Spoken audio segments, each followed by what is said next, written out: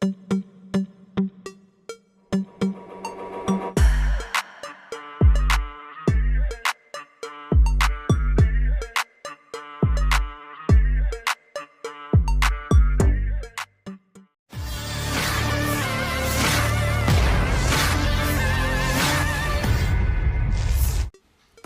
pesawat tak berawak memang selalu menjadi andalan militer Rusia dalam menghabisi pasukan lawannya.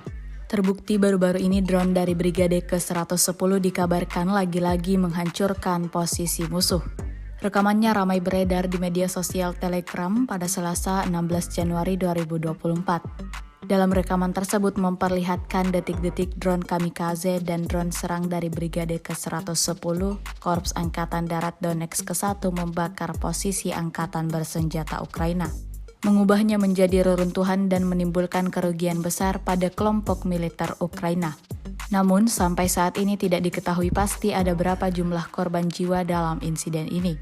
Hingga video ini beredar, beragam komentar dituliskan warganet.